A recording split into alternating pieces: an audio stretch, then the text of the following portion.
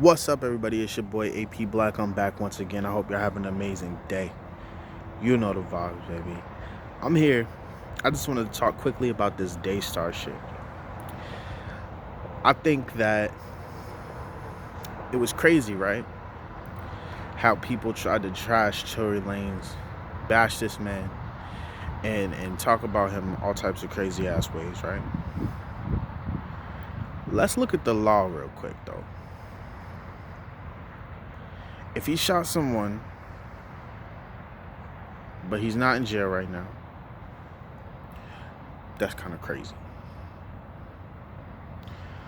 You in LA, where gun laws are probably a lot more strict, but you're not in jail. All right, that's the first thing I'm gonna say. That's the last time I'm gonna talk about that, period. Now let's talk about the gravity of what was the narrative of around why he shouldn't have released his album on when he did, and all this other shit and all this other BS about people like trying to diminish what he did with this album, right? He talked to people about why he chose that date. Period. Putting out a project during any pandemic, all this other shit, any crazy amount of shit going on in the world, there's never an excuse to not put your project out as from an artistic perspective, because everything about artistry is about the times. It is about, every part of what's going on in the globe is all incorporated in your artistry. So it should never really matter. You should never ever be able to tell an artist when it's appropriate to release some shit. So from an artist, y'all could suck a dick, period. I think that narrative should just be completely done away with. No one should ever be able to tell someone when it's appropriate to release a project. So shut up about that. I do, however, want to say something about how people said that he should have spoken up earlier. You got to understand, if this is legal matters, he can't talk. He literally can't say anything, because it's all going to be rolled out in court eventually. So to say anything, you do not have an opportunity to properly defend yourself. But I do want to say, for all of y'all who's like, it took too long for him to say anything, I need you to understand the fact that this happened a couple months ago and he already put together a whole entire compilation and put it out. That's impressive. That's impressive. I don't care what anyone says about Daystar, and anyone cares about the appropriateness of the timing and all this other shit. The fact that he was able to, in months time, completely put together an album and put it out, that's impressive. Now,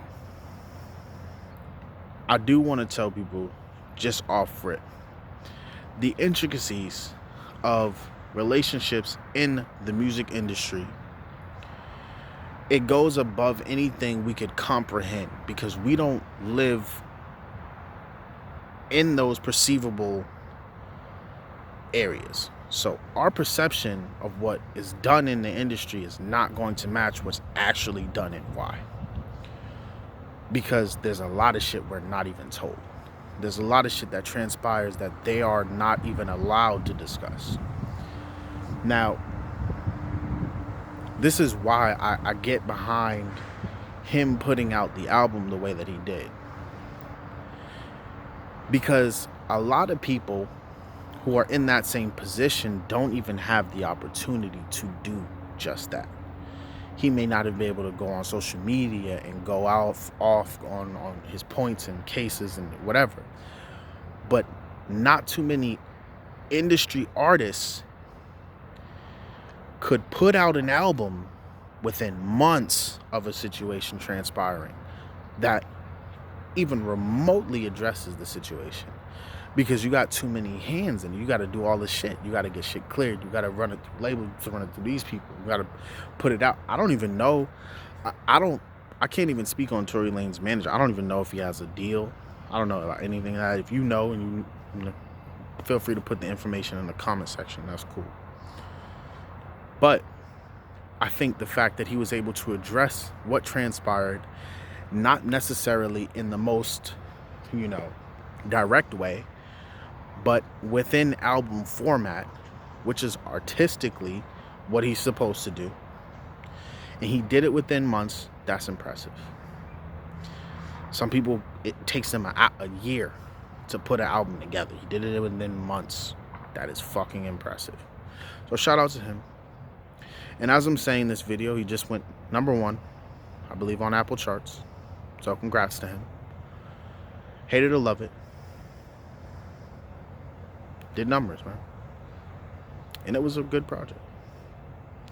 He called a lot of people out. Exposed a lot of shit too. If you ask me, I like I said, there's a lot of shit going on that people don't have information about.